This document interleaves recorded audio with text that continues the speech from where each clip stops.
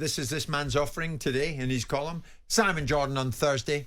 Football will snatch defeat from jaws of victory by creating a Frankenstein regulator. Do you get to write the headlines as well as the column? Frankenstein. It's been lifted. It's just a direct quote that's been lifted onto the top of the page. I see. So it said it in the article. And there's a little picture of one of your best mates. I know. I saw Daniel that. Levy, who seems to be adjusting his cufflinks. I was using a different example, but I changed my mind. I thought Tottenham was a more prevalent one. Okay. Did you have that? Did you take that picture? Of Daniel? Yeah. No. So what does he tell us? Very good, Jim. What does he tell us in this column? I'll tell you what he tells us amongst other things in his column.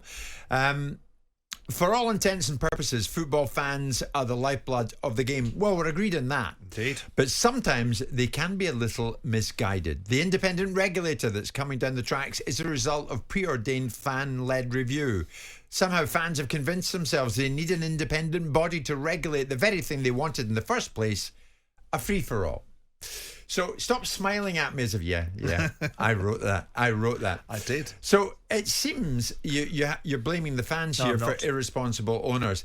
And then No, I'm not. almost the inevitable comes along.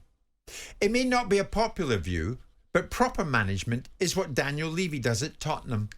He refuses to spend more than they have, and parts of the fan base wanted him out because of that. Now fans want an independent regulator because apparently the game needs it. They can't have it both ways. So Daniel and other owners like him did a great job, but we don't need a regulator. Financial management. I was going to use Mike Ashley, but even I thought better of that. I was going to use the fact that Mike Ashley had a principle of Newcastle where they ran a football club on the basis he wasn't going to put any money in. They were going to run it on the basis of what they generated. And to some extent, that's what football needs. Why are you blaming the fans? I'm not. We need a regulator. I'm characterising it in a certain way because the fan-led review is the drive. People will say it's the European Super League, and the fan-led review was perhaps born out of the European Super League debacle, right? And the fan-led review was a preordained outcome. It had the one mission in life was to suggest that it wanted an independent regulator, and the report that I've read and debated with the DCMS and the Institute of Economic Affairs it was created with one thing in mind. We want independent regulation, so we're going to produce a report that does that. What you don't understand... But regulation means, rules, control. No, it means a little bit more in this instance. No. Someone gets you have rich that, people that you don't like. You have all that already. It feels like a sort of Jesus on the cross, that Golgotha moment where he looks up to the Lord and says, "Forgive them, Lord, they know not what they've done." You are going to get independent regulation, and all that goes with it is going to be far more reaching than the initial perspective of what it needs to fix.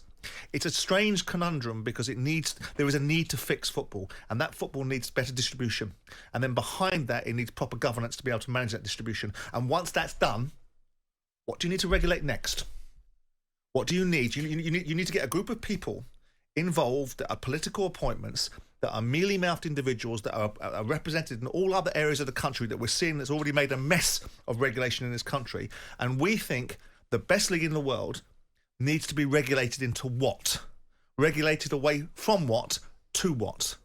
You've got rules and control. Those are what's needed. You at the have moment. that already, right? You have governance. Not from an outside regulator. You'd get that with an outside regulator. Everybody knows that regulation is a very damaging perspective once the initial gusto of what you think it's going to achieve is superseded by the reality of what it actually does achieve. What are we going to do? Regulate the price of hot dogs? Worry about the seating arrangement and how comfortable people sit on their chairs? Isn't it? No, it's not. The game needs regulation. Because the only thing... No, the game's got regulation. There is an element...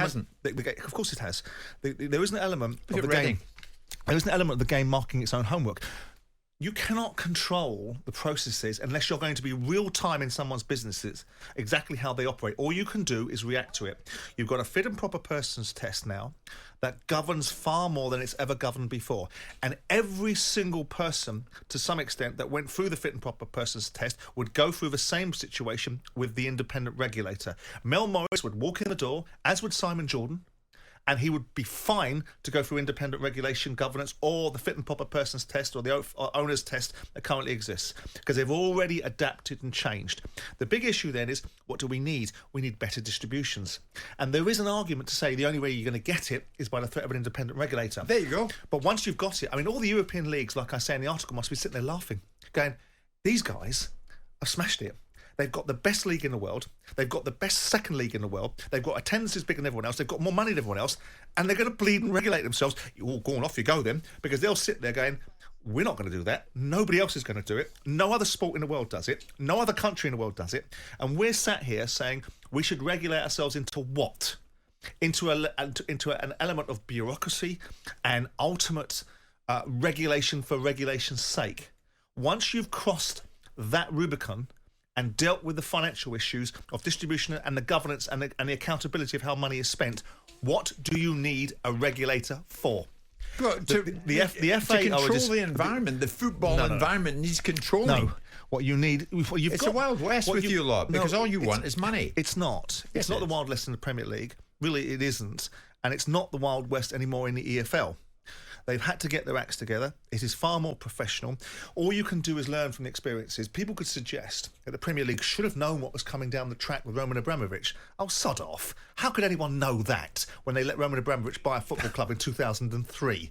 Right? All you can do is react and start to change the landscape. We've now got a landscape which is probably more professional, more balanced, more responsible for the outcome. Football clubs have lasted for hundreds of years. Go look at any other industry and say to yourself, go and find me businesses that are 120 years old that are still operating in the same way. Yet football seems to find a way. There is an element. Reading have got until tomorrow. There is an element. Well, the tragedy of life, business, and everything, including sport, is there is jeopardy. As I say in the article, I took a £50 million punt of my money to try and put Palace into the Premier League and keep them there. Yeah. I missed by the width of a post. I lost the money, the club went on. Yes. But the jeopardy in sport is relegation. There is an element of financial jeopardy that needs to be involved in sport in the same respect. And I know the gang that say, because I'm in that gang to some extent, football and sport are far more valuable. They're a community asset. They should have a blue chip. They should have a blue plaque above the door. Independent regulation is not your answer, and you're going to find out. And when you do find out... what is the answer? Well, the governance that you've got in place needs to be up to a higher standard. But that's failing. How is it failing? And how that's why we're talking about regulator. No, we're talking about independent regulation because the game's failed because for a considerable period there's a of time perception. now. Well, it hasn't, because if you look at the situation as it stands, 99 or 98% of all football clubs that existed 100 years ago still exist. Go into any other industry and see if 98% of the business that were around 100 years ago still exist. It needs controlling. You're the one that's been sounding off that Newcastle have been bought by a country. No, it needs to have distribution and it needs to have governance. The Premier League has changed its rules to reflect the fact that ultimately there was no legislation in place to stop a nation state buying a football club. Yeah. If that needs to be adjusted, it needs to be adjusted. Okay. The independent regulator is not going to achieve that. The independent regulator is simply going to create a raft of cost, a raft of bureaucracy, a group of people that we've seen.